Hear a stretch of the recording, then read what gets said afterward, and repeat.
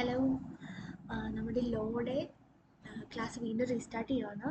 So chapter 3 prospectus and allotment of securities എന്ന് പറഞ്ഞ ചാപ്റ്ററാണ് നമ്മൾ ഡിസ്കസ് ചെയ്യുന്നത്.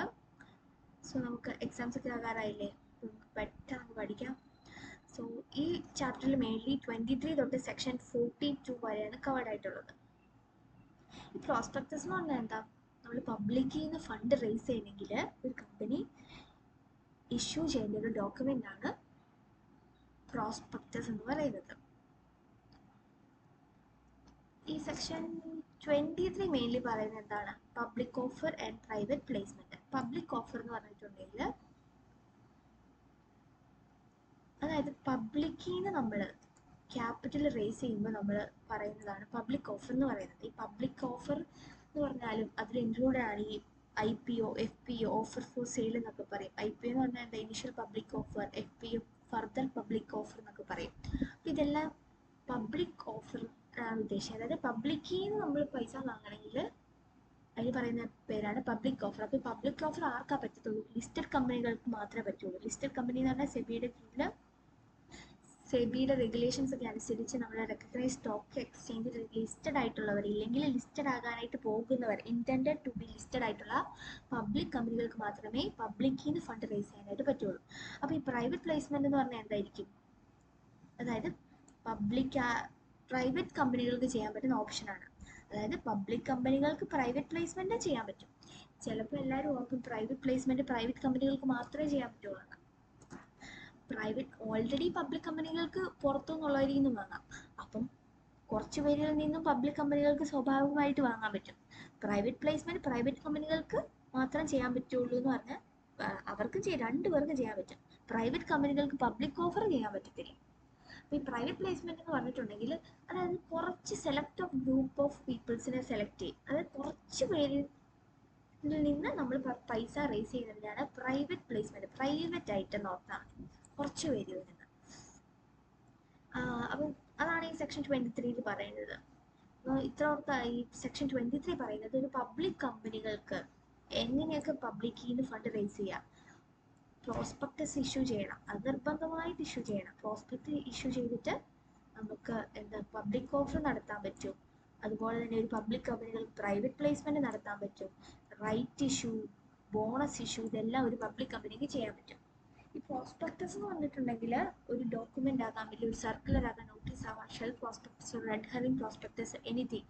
അതായത് ഇങ്ങനത്തെ എന്തെങ്കിലും ഒരു ഡോക്യുമെന്റോ ഒരു അഡ്വർടൈസ്മെന്റോ ആൾക്കാരിലേക്ക് കൊടുക്കുന്നു, പബ്ലിക്കിൽ നിന്ന് ഓഫർ സ്വീകരിക്കാം, പബ്ലിക്കിനെ ഇൻവൈറ്റ് ചെയ്യുന്നു ഫണ്ട് റേസ് ചെയ്യാൻ വേണ്ടിയിട്ട്, ഷെയർ വാങ്ങാനൊക്കെ.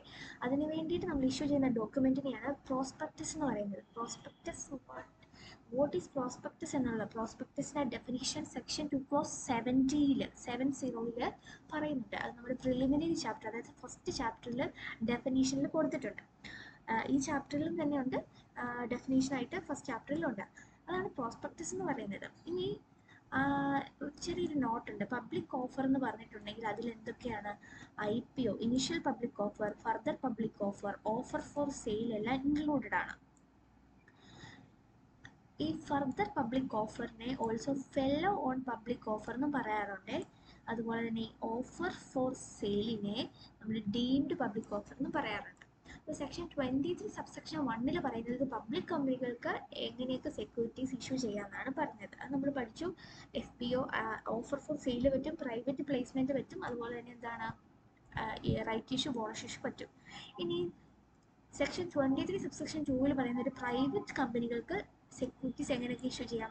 പ്രൈവറ്റ് കമ്പനികൾ ഞാൻ ഓൾറെഡി പറഞ്ഞായിരുന്നു, പ്രൈവറ്റ് പ്ലേസ്മെന്റ് ചെയ്യാൻ പറ്റും അവർക്ക്. അതുപോലെ തന്നെ അവർക്കും റൈറ്റ് ഇഷ്യൂവും ബോണസ് ഇഷ്യൂവും ചെയ്യാൻ പറ്റും. ഇവർക്ക് ചെയ്യാൻ പറ്റാത്ത ഒന്നേ ഉള്ളൂ, എന്ത്? പബ്ലിക് ഓഫർ നടത്താൻ പറ്റില്ല. കാരണം എന്നാ? പബ്ലിക്കിൽ നിന്ന് പൈസ വാങ്ങാൻ പറ്റില്ല. പബ്ലിക്കിൽ നിന്ന് പൈസ വാങ്ങുന്നതെന്ന് പറഞ്ഞാൽ എന്ത് റിസ്ക്? ലിസ്റ്റ് ചെയ്ത കമ്പനികൾക്ക് മാത്രമേ പറ്റുള്ളൂ, പ്രൈവറ്റ് കമ്പനികൾക്ക് പറ്റത്തില്ല. അതിവിടെ ജസ്റ്റ് എക്സാമ്പിൾ ആയിട്ട് കൊടുത്തിട്ടുണ്ട്. അതായത് പബ്ലിക് ഓഫർ ചെയ്യാൻ പറ്റുന്ന പബ്ലിക് കമ്പനികൾ മാത്രമേ ചെയ്യാൻ പറ്റുള്ളൂ. പ്രൈവറ്റ് പ്ലേസ്മെന്റ് രണ്ടുപേർക്കും ചെയ്യാൻ പറ്റും. അതായത് പ്രൈവറ്റ് കമ്പനിക്കും പബ്ലിക്കിനും ചെയ്യാൻ പറ്റും. റൈറ്റ് ഇഷ്യൂ രണ്ടുപേർക്കും ചെയ്യാൻ പറ്റും. കംപ്ലൈൻസ് വിത്ത് സെബി റൂൾ, സെബിയുടെ റൂൾ അനുസരിക്കേണ്ട ആരാണ്? ലിസ്റ്റഡ് കമ്പനികളോട് ഇന്റൻഡഡ് ടു ബി ലിസ്റ്റഡ്. അതായത് പബ്ലിക് കമ്പനികൾക്ക് മാത്രം സെബിയുടെ റൂൾ ഉള്ളൂ, പ്രൈവറ്റ് കമ്പനികൾ ചെയ്യേണ്ട ആവശ്യമില്ലല്ലോ. സോ ഇത് ഇവിടെ കൊടുത്തിട്ടുണ്ട്. ഇഷ്യൂ സെക്യൂരിറ്റീസ് പബ്ലിക് കമ്പനി, ഈ 4 കാര്യങ്ങളും അവർക്ക് ചെയ്യാൻ പറ്റും. പ്രൈവറ്റ് കമ്പനി ആണെങ്കിൽ ഈ 3 കാര്യം പ്രൈവറ്റ് കമ്പനിക്കും ചെയ്യാൻ പറ്റും. ഇതൊഴിച്ച് ബാക്കി 3 കാര്യങ്ങൾ 2 കമ്പനിക്കും ചെയ്യാൻ പറ്റും. പബ്ലിക് ആയതുകൊണ്ട് പബ്ലിക് കമ്പനികൾക്ക് പബ്ലിക് ഓഫർ ചെയ്യാൻ പറ്റും. ഇനി നമ്മൾ പഠിക്കുന്ന സെക്യൂരിറ്റീസ് എന്താണ്? ഈ സെക്യൂരിറ്റി എന്ന് പഠിക്കും. ഈ സെക്യൂരിറ്റി നമ്മൾ പറയുമ്പോൾ എന്താണ് നമ്മൾ ഉദ്ദേശിക്കുന്നത്? ഇക്വിറ്റി ആകാം, ഇല്ലെങ്കിൽ പ്രിഫറൻസ് ആകാം, ഇല്ലെങ്കിൽ ഡിബഞ്ചർ ആകാം. ഈ 3 കാര്യങ്ങളായിരിക്കും നമ്മുടെ മനസ്സിൽ പെട്ടെന്ന് വരുന്നത്. പക്ഷേ സെക്യൂരിറ്റീസ് എന്ന് പറഞ്ഞിട്ടുണ്ടെങ്കിൽ ഒരു വൈഡർ ടേമാണ്. വാട്ട് ഈസ് സെക്യൂരിറ്റീസ് എന്ന സെക്ഷൻ 2/81 പറയുന്നുണ്ട്. ഇത് നമ്മുടെ ഡെഫിനേഷൻസ് കമ്പനീസ് ആക്ട് 2013 ഡെഫിനേഷനിലല്ല സെക്യൂരിറ്റി എന്താണെന്ന് പറയുന്നത്. നമ്മുടെ പ്രിലിമിനറി ചാപ്റ്റർ എടുക്കുമ്പോൾ നോക്കുകയാണെങ്കിൽ ഡെഫിനേഷനിൽ സെക്യൂരിറ്റീസ് കൊടുത്തിട്ടില്ല. സെക്യൂരിറ്റീസ് എന്താണെന്ന് പറയുന്നത് securities contract regulation act 1956 what is securities എന്ന് പറയുന്നത്. അപ്പോൾ ഈ സെക്യൂരിറ്റീസിൽ എന്തൊക്കെ കാര്യങ്ങൾ ഇൻക്ലൂഡഡ് ആണ്? നമ്മുടെ ഇക്വിറ്റി പ്രിഫറൻസ് മാത്രമല്ല, ഷെയർസ് വരും, scripts, stocks, bond, debenture stocks, any other marketable securities ഒക്കെ ഇൻക്ലൂഡഡ് ആണ്. ഈ derivative, units, other instrument issued by collective investment scheme, securities receipts, പിന്നെന്താണ് units, any other instrument issue to ഇൻവെസ്റ്റേഴ്സിന് issue ചെയ്യുന്ന units. ഈ units എന്ന് പറയുമ്പോൾ വേറൊരു കാര്യമുണ്ട്. Unit linked insurance policy or scripts related to insurance policy, അങ്ങനത്തെ കാര്യങ്ങളൊന്നും നമ്മുടെ സെക്യൂരിറ്റി അല്ല. കാരണം എന്താണ്, ഇൻഷുറൻസ് പോളിസിയൊക്കെ നമ്മൾ എടുക്കുന്നത് എപ്പോഴാണ്? നമ്മുടെ ലൈഫിന് വേണ്ടിയിട്ട്, പേഴ്സണിന് വേണ്ടിയിട്ടാണ് നമ്മൾ എടുക്കുന്നത്. അത് ഒരു ഇൻവെസ്റ്റ്മെൻറ്റ് പോലെയാണ്, പക്ഷേ അത് നമ്മൾ ഒരിക്കലും സെക്യൂരിറ്റീസ് ആയിട്ട് കൊടുത്തില്ല. സിംപ്ലി നമുക്ക് പറയാം, നമ്മൾ സെക്യൂരിറ്റി എന്ന് പറയുമ്പോൾ എന്താണ്, നമ്മളൊരു കാര്യത്തിൽ ഇൻവെസ്റ്റ് ചെയ്യുന്നത് നമുക്ക് തിരിച്ച് റിട്ടേൺ കിട്ടും. അപ്പോഴാണ് നമ്മൾ സെക്യൂരിറ്റി എന്ന് പറയുന്നത്. ഈ ഇൻഷുറൻസ് പോളിസിയിൽ നമ്മൾ ഇൻവെസ്റ്റ് ചെയ്യും, നമുക്ക് തിരിച്ച് റിട്ടേൺ കിട്ടും. റിട്ടേൺ കിട്ടുന്നത് എങ്ങനെയാണ്? നമ്മുടെ ഒരു ലൈഫിൻ്റെ ഒരു റിസ്കിനെ വെച്ചിട്ടാണ് നമുക്ക് കിട്ടുന്നത്. റിസ്ക് ഓൺ ദി ലൈഫിനെ വെച്ചിട്ടാണ് നമുക്ക് തിരിച്ച് റിട്ടേൺ കിട്ടുന്നത്. അത് ആക്ച്വലി ഒരു ഇൻവെസ്റ്റ്മെൻ്റ് ആണ്. പക്ഷേ അത് ഇൻവെസ്റ്റ്മെൻ്റ് ആണെന്ന് വെച്ചാൽ നമുക്ക് അതിന് സെക്യൂരിറ്റി എന്ന് പറയാൻ പറ്റില്ല. കാരണം എന്താണ്, നമ്മുടെ ഒരു ലൈഫിൻ്റെ ഒരു റിസ്കിന് കിട്ടുന്ന ഒരു ബെനിഫിറ്റാണ്. കാരണം ചുമ്മാ നമുക്ക് കിട്ടുന്നതല്ല. ഒരു at A point of time എന്തെങ്കിലും ഒരു ആക്സിഡൻറ്റ്, ഡെത്ത് ഒക്കെ സംഭവിച്ച് ചെയ്യുന്നതാണ്. അത് നമ്മളൊരു ഇൻവെസ്റ്റ് ചെയ്യുക എന്നൊരു രീതിയിലേക്ക് നമുക്ക് ചിന്തിക്കാനേ പറ്റത്തില്ല. അതുകൊണ്ട് തന്നെയാണ്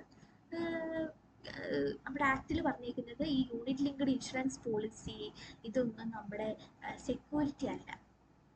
അത് ആക്ച്വലി ഒരു ഇൻവെസ്റ്റ്മെൻ്റ് ആണ്, പക്ഷേ നമ്മുടെ ലൈഫിനെ വെച്ചിട്ടുള്ള സംഭവമാണ്. അതുകൊണ്ട് ഇറ്റ്സ് നോട്ട് എ സെക്യൂരിറ്റി.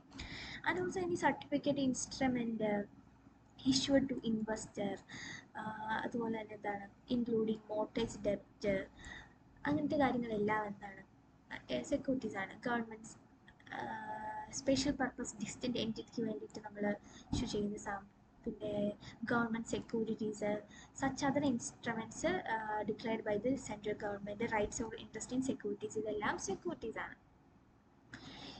പിന്നെ പറയുന്നത് എന്തൊക്കെയാണ്? അതായത് നേരത്തെ അമെൻമെൻറ്റിന് മുന്നേ ആയിട്ട് ഇന്ത്യൻ കമ്പനീസിന് ഓവർസീസ് ഇക്വിറ്റി മാർക്കറ്റ്സ്, അതായത് പുറത്ത് ഔട്ട്സൈഡിൽ നമുക്ക് എന്തെങ്കിലും ഇൻവെസ്റ്റ് ചെയ്യണമെങ്കിലൊക്കെ ഒരു ഇൻ്റർമീഡിയറ്റ്സ്, അതായത് American deposit receipts and global depository receipts എന്ന ഇൻ്റർമീഡിയറി വഴിയെ നമുക്ക് ലിസ്റ്റ് ചെയ്യാനും നമുക്ക് ഇൻവെസ്റ്റ് ചെയ്യാനൊക്കെ ഓപ്ഷൻ ഉള്ളായിരുന്നു ഇന്ത്യൻ കമ്പനികൾക്ക്. ആഫ്റ്റർ അമെൻമെൻറ്റിന് ശേഷം ഒരു സെക്ഷൻ 23 സബ്സെക്ഷൻ 3 എന്ന് പറയുന്ന പുതിയ ക്ലോസ് കൊണ്ടുവന്നിട്ട് ഓവർസീസ് ഡയറക്റ്റ് ലിസ്റ്റിംഗ് എന്ന് പറയുന്നൊരു ഓപ്ഷൻ നമ്മുടെ ഇന്ത്യൻ കമ്പനികൾക്ക് കൊടുത്തിട്ടുണ്ട്. ഇങ്ങനെ കൊണ്ടുവന്നതുകൊണ്ട് നമുക്ക് ഗ്ലോബലി ബിസിനസ് ചെയ്യാനും അവിടെ പോയി ഇൻവെസ്റ്റ് ചെയ്യാനും ഫണ്ട് റേസ് ചെയ്യാനും ഒക്കെ നമുക്ക് ഓപ്ഷൻ കിട്ടി അക്രോസ് ദി ബോർഡ്. അതായത് നമ്മുടെ ഇന്ത്യക്ക് പുറത്ത് പോയി നമുക്ക് വളരെ കോസ്റ്റ് എഫക്റ്റീവ്ലി ഡയറക്റ്റ് ലിസ്റ്റിംഗ് വഴി നമുക്ക് ഓവർസീസ് ചെയ്യാൻ പറ്റി. ഇങ്ങനെ വന്നു കഴിഞ്ഞാലുള്ള ഗുണം എന്താണ്? നമുക്ക് നേരത്തെ ഈ American depository, global depository receipts വഴി ചെയ്യുമ്പോഴൊക്കെ നമുക്ക് ഇഷ്ടംപോലെ കോസ്റ്റും ഒക്കെ ആവും. അപ്പം ഇങ്ങനെ ഡയറക്റ്റ് കമ്പനികൾ തമ്മിൽ ഡയറക്റ്റ് ചെയ്യുവാണെങ്കിൽ നമുക്ക് ഇൻ്റർമീഡിയറിനെ ഒഴിവാക്കാൻ പറ്റും. അതുപോലെ തന്നെ നമ്മുടെ കോസ്റ്റ് കുറയ്ക്കാൻ പറ്റും, ട്രാൻസ്പെറൻസി ഇൻക്രീസ് ചെയ്യാൻ പറ്റും. അങ്ങനെ പോവുകയാണെങ്കിൽ നമുക്ക് വളരെ നന്നായിട്ട് പുറത്ത് ഇൻവെസ്റ്റ് ചെയ്യാനും എല്ലാ ഓപ്ഷൻ കിട്ടും. അങ്ങനെ നമുക്ക് ഫോറിൻ ജുറിഡിക്ഷനിൽ പെർമിസിബിൾ ആയിട്ട് ചെയ്യാനും എല്ലാ കാര്യങ്ങളും അലോ ചെയ്യുന്നുണ്ട് പുതിയ റൂൾ പ്രകാരം 23 സബ്സെക്ഷൻ 3 പറയുന്നത് പോലെ. ഇനി കണ്ടു ചെറിയൊരു MCQ.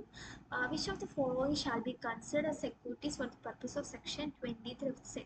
അതായത് ഇതിൽ സെക്യൂരിറ്റി ആയിട്ട് പറയുന്ന ഏതൊക്കെയാണ്? ഞാൻ മുമ്പ് പറഞ്ഞായിരുന്നു സെക്യൂരിറ്റീസ് നമ്മളൊരു ബോക്സിൽ പറഞ്ഞില്ലേ എന്തൊക്കെയാണ് സെക്യൂരിറ്റീസ്. ചിലപ്പോൾ MCQ ഒക്കെ ചോദിച്ചു കഴിഞ്ഞാൽ നമ്മൾ പെട്ടെന്ന് ഓർക്കും എന്തൊക്കെയായിരുന്നു സെക്യൂരിറ്റീസ് യൂണിറ്റ് ലിങ്ക്ഡ് എന്തോ യൂണിറ്റ് ഉണ്ടായിരുന്നു, അപ്പോൾ അത് സെക്യൂരിറ്റിയാണ് നമ്മൾ ഓർക്കുന്നത്. ഞാൻ പറഞ്ഞത് insurance policy, unit linked insurance policy ഒരിക്കലും സെക്യൂരിറ്റി അല്ല. മോർട്ടേജ് ഡെപ്റ്റ്, security issue by national asset reconstruction limited. അപ്പോൾ ഇത് രണ്ടും എന്താണ്, സെക്യൂരിറ്റി ആണ്. ഇത് മാത്രം സെക്യൂരിറ്റി അല്ല. അതിൻ്റെ ആൻസർ സി ആണ്. അതായത് ഈ രണ്ടെണ്ണം മാത്രമേ ഉള്ളൂ സെക്യൂരിറ്റി ആയിട്ട്. അടുത്ത സെക്ഷനാണ് സെക്ഷൻ 23. അപ്പോൾ നമ്മൾ പഠിച്ചു സെക്ഷൻ 23 എന്തായിരുന്നു, public offer and private placement. Public offer എന്ന് പറഞ്ഞിട്ടുണ്ടെങ്കിൽ എന്താ, പബ്ലിക്കിൽ നിന്ന് ഫണ്ട് അതായത് മണി നമ്മൾ റേസ് ചെയ്യുന്ന കാര്യമാണ്. പ്രൈവറ്റ് പ്ലേസ്മെന്റ് എന്ന് പറഞ്ഞാൽ സെലക്ടഡ് ഗ്രൂപ്പ് ഓഫ് പീപ്പിൾസിൽ നിന്ന് നമ്മൾ കളക്ട് ചെയ്യുന്നതാണ്. ഇത് രണ്ടുപേർക്ക് ചെയ്യാൻ പറ്റും, പബ്ലിക് കമ്പനിക്കും as well as the private കമ്പനിക്ക് ചെയ്യാൻ പറ്റും. ഈ പ്രൈവറ്റ് പ്ലേസ്മെന്റ് പറയുന്ന സെക്ഷൻ 42 നമ്മൾ വലുതായിട്ട് പഠിക്കുന്നുണ്ട്. അപ്പം ഇനി അടുത്ത സെക്ഷൻ 23 പറയുന്ന regulation of issue and transfer of securities. അതായത് സെക്ഷൻ 24 പറയുന്നത് പവർ ഓഫ് സെബിയുടെ പവറിനെ പറ്റിയാണ് ഇത് പറയുന്നത്. അതായത് issue and transfer of securities on dividend listed companies which intended to be listed on any recognised stock exchange. അതായത് ലിസ്റ്റഡ് കമ്പനികൾക്ക്, അതുപോലെ തന്നെ ലിസ്റ്റ് ചെയ്യാനായിട്ട് പോകുന്ന കമ്പനികൾക്ക്, ഈ രണ്ടു പേർക്കും സെബി പറയുന്ന കാര്യങ്ങൾ അനുസരിക്കണം. സെബി പറയുന്നതനുസരിച്ച് മാത്രമേ അവർക്ക് കാര്യങ്ങൾ ചെയ്യാനായിട്ട് പറ്റുള്ളൂ. അത് പറയുന്ന സെക്ഷനാണ് 24. അതായത് റെഗുലേഷൻ ഇഷ്യൂ ചെയ്യാനും ട്രാൻസ്ഫർ ചെയ്യാനും, സെക്യൂരിറ്റീസ് ഒക്കെ ഇഷ്യൂ ചെയ്യാനും ട്രാൻസ്ഫർ ചെയ്യാനും പറയുന്നത് സെബി പറയുന്നത് കേട്ടിട്ടാണ് ഇവർ ചെയ്യേണ്ടത്. ആരൊക്കെ, listed company and intended to be listed companies. ചെറിയ ക്വസ്റ്റ്യൻ ഉണ്ട്. The power to administer matters pertaining to redemption of preference share by listed company vested with SEBI. ഇത് റൈറ്റ് ആണോ? അതായത് ഈ redemption of preference share by listed company അത് സെബി പറയുന്ന അനുസരിച്ചാണ് ചെയ്യേണ്ടത്. ഇവിടുത്തെ സെക്ഷൻ്റെ പേരെന്തായിരുന്നു നോക്കിക്കേ, regulation of issue and transfer മാത്രമേ പറയുന്നുള്ളൂ. ഇവിടെ റിഡംഷനെ പറ്റി വല്ലതും പറയുന്നുണ്ടോ? ഇല്ല. അപ്പോൾ സെബി പറയുന്ന അനുസരിച്ച് ട്രാൻസ്ഫർ ആൻഡ് ഇഷ്യൂവിനെ പറ്റി മാത്രമേ പറയുന്നുള്ളൂ. സോ ഇവിടെ സെബി പറയുന്നതനുസരിച്ചല്ല ചെയ്യേണ്ടത്. സോ ഫാൾസ് ആണ്. This statement is false because SEBI only regulate the issue and transfer of securities by listed companies. അല്ലാതെ റിഡംഷൻ ഓഫ് പ്രിഫറൻസ് ഷെയറിനെ പറ്റിയൊന്നും പറയുന്നില്ല. ഇനി ഞാൻ പറഞ്ഞാൽ പ്രോസ്പെക്ടസ് എന്താണ്. പ്രോസ്പെക്ടസ് എന്ന് പറയുന്നത് സെക്ഷൻ 217 പറയുന്നുണ്ട്. What is prospectus? Prospectus means any document described issued as a prospectus and includes red herring prospectus referred in section 32, self prospectus referred section 31, any notice, circular advertisement or any other document inviting offer from public for subscription or purchase of any securities of the body corporate. അതായത് ഒരു കമ്പനിയുടെ securities ഒക്കെ വാങ്ങാൻ വേണ്ടിയിട്ടോ subscribe ചെയ്യാൻ വേണ്ടിയിട്ടോ പബ്ലിക്കിൽ നിന്ന് offer വാങ്ങാൻ വേണ്ടി നമ്മൾ കമ്പനി ഇൻവൈറ്റ് ചെയ്യുന്ന എന്തെങ്കിലും ഒരു ഡോക്യുമെൻ്റ് ആകാം, അല്ലെങ്കിൽ ഒരു സർക്കുലർ, ഒരു നോട്ടീസ് നമ്മൾ കൊടുക്കുക. അതായത് നമ്മളൊരു കല്യാണത്തിന് വിളിക്കുവാണെങ്കിൽ നമ്മൾ എന്ത് കൊടുക്കും, ഒരു ഇൻവിറ്റേഷൻ കാർഡ് കൊടുക്കും, നിങ്ങൾ വരണം, അതിലെല്ലാ ഡീറ്റെയിൽസും കൊടുത്തിട്ടുണ്ട്. അതുപോലെ തന്നെ നമ്മുടെ കമ്പനിയിലെ ഷെയർസ് സെക്യൂരിറ്റി ഇൻവെസ്റ്റ് ചെയ്യാൻ വേണ്ടി നമ്മളൊരു സാധനം കൊടുക്കുന്നു ആൾക്കാർക്ക്. ആ കൊടുക്കുന്ന ആ പേപ്പറിന് പറയുന്ന പേര്, ഒരു പേപ്പറാകാം, ഇല്ലെങ്കിൽ നമ്മൾ അഡ്വർടൈസ് ചെയ്യുന്നതാകാം, സർക്കുലർ ആകാം, ഡോക്യുമെൻ്റ്. ആ ഡോക്യുമെൻറ്റിൽ എന്തൊക്കെ കാര്യങ്ങളുണ്ടോ അതിനെല്ലാം നമ്മൾ പ്രോസ്പെക്ടസ് എന്നുകൊണ്ടാണ് ഉദ്ദേശിക്കുന്നത്. എനി ടൈപ്പ് ഓഫ് ഡോക്യുമെൻ്റ് ആകാം, അതിൽ ഡിസ്ക്രൈബ് ചെയ്തിട്ടുണ്ട്, അത് എഴുതിയിട്ടുണ്ട്, അതെല്ലാം നമ്മൾ പ്രോസ്പെക്ടസ് ആയിട്ട് നമ്മൾ ഡീൽ ചെയ്യും. സോ പ്രോസ്പെക്ടസ് സെക്ഷൻ 217 ആണ്. സിംപ്ലി കൊടുത്തിട്ടുണ്ട്. Prospectus means any document describe issue as A prospectus. Shell prospectus ആകാം, റെഡ് ഹെറിംഗ് പ്രോസ്പെക്ടസ് ആകാം. പ്രോസ്പെക്ടസിൽ തന്നെ 2 ടൈപ്സ് ആണ്. ഇനി ഒരെണ്ണം കൂടി ഉണ്ട്, അബ്രിഡ്ജ്ഡ് പ്രോസ്പെക്ടസ്. അതെന്താണെന്ന് നമ്മൾ പഠിക്കും വരുമ്പോൾ. സെക്ഷൻ 31 ഷെൽഫിനെ പറ്റി പറയുന്നത്. റെഡ് ഹെറിംഗ് പ്രോസ്പെക്ടസിനെ പറ്റി പറയുന്നത് സെക്ഷൻ 32. ഇത് ഒരു നോട്ടീസ് ആകാം, circular or advertisement, any other document inviting offer from public ആകാം. ഇതിന് നമ്മൾ പ്രോസ്പെക്ടസ് എന്ന് പറയുന്നു. നെക്സ്റ്റ് സെക്ഷൻ ആണ് section 25, deemed prospectus. Section 25 document containing offer of securities for sale deemed prospectus. അതായത് നമ്മൾ സെക്യൂരിറ്റീസ് വാങ്ങാൻ വേണ്ടിയിട്ട് നമ്മൾ കൊടുക്കുന്ന ആ ഒരു ഡോക്യുമെന്റിനെയാണ് നമ്മൾ ആ സെക്യൂരിറ്റീസ് വാങ്ങാൻ വേണ്ടി നമ്മൾ കൊടുക്കുന്ന എന്തും പ്രോസ്പെക്ടസ് ആയിട്ട് നമ്മൾ കാണും, ഡീം ചെയ്യും. അതാണ് ഈ സെക്ഷനിൽ പറയുന്നത്. Documents containing of securities for സെയിലുള്ള എല്ലാ ഡോക്യുമെന്റിനെയും നമ്മൾ ഡീംഡ് പ്രോസ്പെക്ടസ് ആയിട്ട് നമ്മൾ അസ്യൂം ചെയ്യും.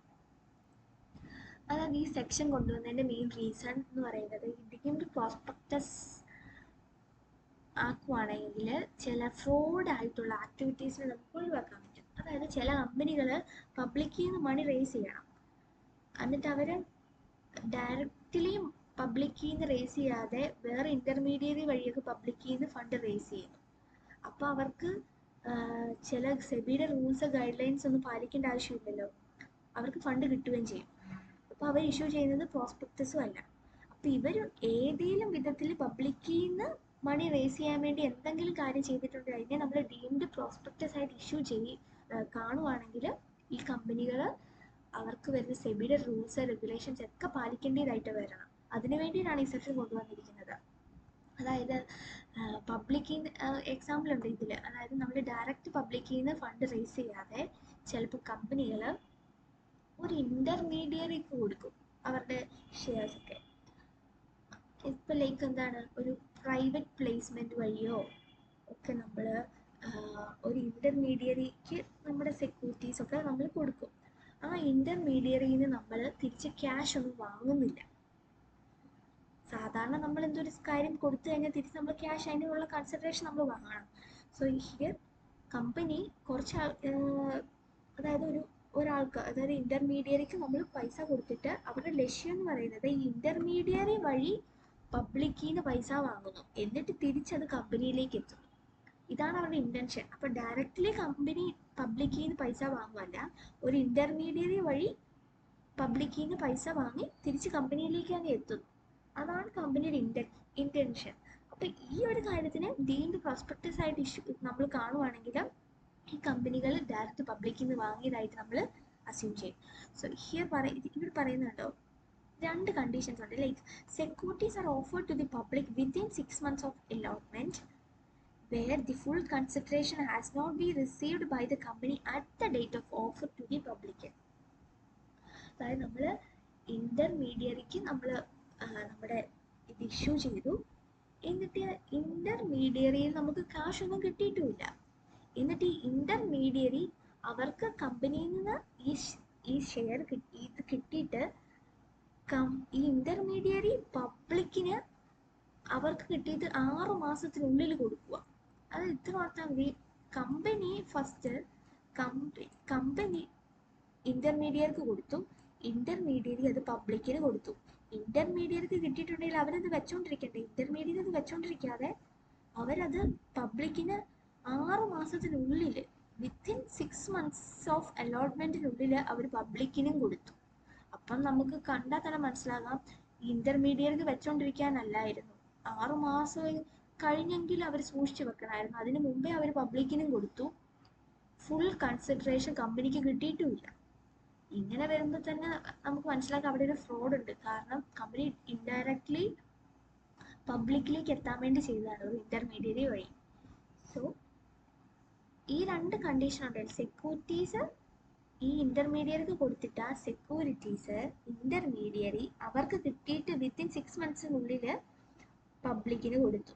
അതുപോലെ തന്നെ വെറുതെ full consideration has not be received by company, ഇൻ്റർമീഡിയറിയുടെ കയ്യിൽ നിന്ന് പൈസ കിട്ടിയിട്ടുമില്ല എങ്കിൽ നമുക്ക് പറയാൻ പറ്റും ഇവർ പബ്ലിക്കിൽ നിന്ന് വാങ്ങാൻ വേണ്ടി തന്നെ ചെയ്തതാണ്. ഇല്ലെങ്കിൽ പിന്നെ ഇൻ്റർമീഡിയറി 6 മാസത്തിനുള്ളിൽ കൊടുക്കുമോ വേറെ ആൾക്ക്? അതുമാത്രമല്ല, ഇൻ്റർമീഡിയറിക്ക് കൊടുത്തപ്പോൾ ഇൻ്റർമീഡിയറ്റ് തിരിച്ച് കമ്പനിക്ക് അപ്പം തന്നെ കാശ് കൊടുക്കണമായിരുന്നു, അത് കൊടുത്തിട്ടുമില്ല. അതിനർത്ഥം എന്താണ്, പബ്ലിക്കിന് ഇഷ്യൂ ചെയ്ത് പബ്ലിക്കിൽ നിന്ന് കാശ് വാങ്ങി തിരിച്ച് കമ്പനിയിലേക്ക് തന്നെ എത്താൻ വേണ്ടിയിട്ടാണ്. സോ ഈ ഒരു ഫ്രോഡിനെ തടയാൻ വേണ്ടിയിട്ടാണ് ഈ സെക്ഷൻ കൊണ്ടുവന്നിരിക്കുന്നത്. നിങ്ങൾക്കത് മനസ്സിലായെന്ന് വിചാരിക്കുന്നു. ഈ രണ്ട് കണ്ടീഷൻ സാറ്റിസ്ഫൈ ആയിട്ടുണ്ടെങ്കിൽ ഇവർ ഇഷ്യൂ ചെയ്യുന്ന ഡോക്യുമെന്റിനെ ഡീംഡ് പ്രോസ്പെക്ടസ് ആയിട്ട് നമ്മൾ ട്രീറ്റ് ചെയ്യും. അതാണ് ഇവിടെ പറയുന്നത്.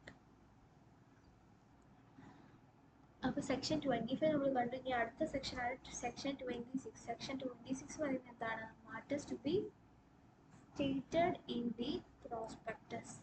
ഈ പ്രോസ്പെക്ടസിൽ എന്തൊക്കെ മാറ്റേഴ്സ് ഇൻക്ലൂഡഡ് ആകണം എന്നുള്ളത്. പ്രോസ്പെക്ടസ് ഇഷ്യൂ ചെയ്യുമ്പോൾ എന്തൊക്കെ കാര്യങ്ങൾ വേണം? നമ്മളൊരു കല്യാണത്തിന് ഒരാളെ ഇൻവൈറ്റ് ചെയ്യണമെങ്കിൽ കല്യാണത്തിന് എന്തൊക്കെ കാര്യങ്ങൾ വേണം? അതെവിടെ വെച്ചാൽ നടക്കുന്നേ, അതിൻ്റെ സമയം, അവരുടെ ഡീറ്റെയിൽസ് എല്ലാം ഉണ്ട്. അതുപോലെ തന്നെ നമ്മൾ പ്രോസ്പെക്ടസ് ഇഷ്യൂ ചെയ്യുമ്പോഴും എന്ത് വേണം? അത് ഷുഡ് ബി ഡേറ്റ് വേണം. അതുപോലെ തന്നെ എന്താണ്,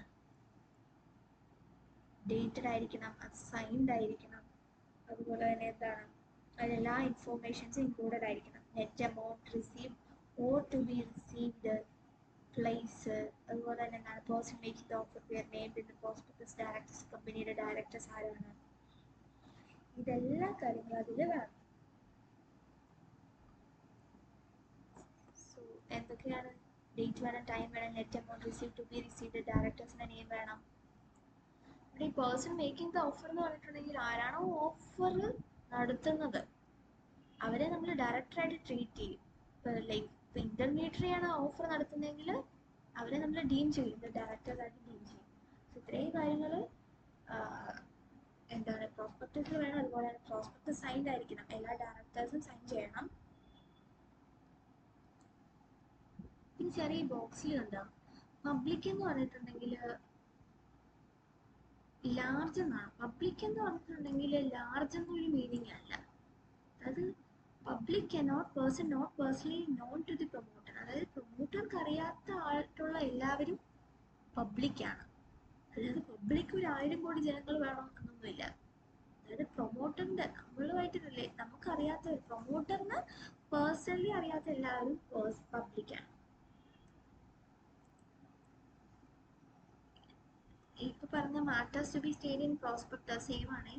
അതായത് it should be prospectus date ചെയ്യണം, സൈൻ ചെയ്യണം. അതുപോലെ തന്നെ എന്താണ്, shall state such information and set out such report on financial information as may be specified by the SEBI. അതായത് നമ്മുടെ പ്രോസ്പെക്ടസ് ഡേറ്റ് ചെയ്യണം, സൈൻ ആയിരിക്കണം. അതുപോലെ തന്നെ ഫിനാൻഷ്യൽ ഇൻഫോർമേഷനെ സംബന്ധിച്ച് എല്ലാ ഡീറ്റെയിൽസ് ഇൻഫോർമേഷൻസ് ഒക്കെ അതായത് സെബി സ്പെസിഫൈ ചെയ്തിരിക്കുന്ന രീതിയിൽ നമ്മളതിൽ ഉൾപ്പെടുത്തണം. അതുപോലെ തന്നെ എന്താണ്, declaration shall be affirming the compliance of provision of act. അതായത് ആക്ടിൻ്റെ പ്രൊവിഷൻസ് അനുസരിച്ചാണ് നമ്മളെല്ലാം ചെയ്തേക്കുന്നത് എന്നുള്ള ഒരു ഡിക്ലറേഷൻ കൊടുത്തിരിക്കണം. ഓൾസോ നമ്മൾ മെൻഷൻ ചെയ്യണം, അതായത് നമ്മൾ companies act, securities act, securities contract act, സെബിയുടെ റൂൾസ്, അതുപോലെ തന്നെ റൂൾസ് റെഗുലേഷൻസ് ഒക്കെ അനുസരിച്ചാണ് നമ്മൾ ചെയ്തേക്കുന്നത് എന്ന് നമ്മൾ അഫീം ചെയ്യണം. അല്ലാതെ ഒരു സ്റ്റേറ്റ്മെൻറ്റും കൂടി വെക്കണം. ഈ പ്രോസ്പെക്ടസിൻ്റെ കൂടെ ഒരു സ്റ്റേറ്റ്മെൻറ്റും കൂടി വെക്കണം. അതിൽ പറയണം ഇങ്ങനത്തെ ഇതിനെ അഫക്റ്റ് ചെയ്യുന്ന രീതിയിൽ, ഇതിനെ കോൺട്രാഡിക്ഷൻ ആയിട്ട് രീതിയിൽ നമ്മളൊന്നും ചെയ്തിട്ടില്ല എന്നുള്ള ഒരു സ്റ്റേറ്റ്മെൻറ്റും കൂടി നമ്മൾ അനക്സ് ചെയ്യണം. പിന്നെ പറയുന്നത് ഈ സ്റ്റേറ്റ്മെൻറ്റ് വേണ്ടാത്ത കുറച്ച് പേര്, അതായത് എക്സിസ്റ്റിംഗ് മെമ്പേഴ്സിന് ഓർ ഡിബഞ്ചർ ഹോൾഡേഴ്സിന് നമ്മൾ പ്രോസ്പെക്ടസ് ഇഷ്യൂ ചെയ്യുവാണെങ്കിൽ അത് ഓൾറെഡി എക്സിസ്റ്റിംഗ് ആയിട്ടുള്ള മെമ്പേഴ്സാണ്, അവർക്ക് ഓൾറെഡി അറിയാം. അപ്പോൾ വീണ്ടും വീണ്ടും നമ്മൾ സ്റ്റേറ്റ്മെൻറ്റ് ഒന്നും കൊടുക്കേണ്ട ആവശ്യമില്ല. അതുപോലെ എന്താണ്, prospect issued related to shares or debenture which are on respect uniform with shares or debenture previously issued. അതായത് നമ്മൾ പണ്ട് പ്രീവിയസ്ലി ഇഷ്യൂ ചെയ്ത പോലെ തന്നെയാണ് ഇപ്പോഴും ഇഷ്യൂ ചെയ്യുന്നത്. യൂണിഫോം ബേസിസിലാണ്, അവിടെ പ്രത്യേകിച്ച് ഒരു മാറ്റം വന്നിട്ടില്ല എന്ന കേസിലാണെങ്കിൽ നമുക്ക് ഈ സ്റ്റേറ്റ്മെൻറ്റ് അനക്സ് ചെയ്യണമെന്നില്ല. പിന്നെ പറയുന്നത് എന്താണ്, ഡേറ്റ് ഇൻഡിക്കേറ്റ് പ്രോസ്പെക്ടസിൽ ഡേറ്റ് വേണമെന്ന് പറഞ്ഞു. ആ ഡേറ്റിനെയാണ് നമ്മൾ അതിൻ്റെ പബ്ലിക്കേഷൻ ഡേറ്റ് ആയിട്ട് ഡീം ചെയ്യുന്നത്.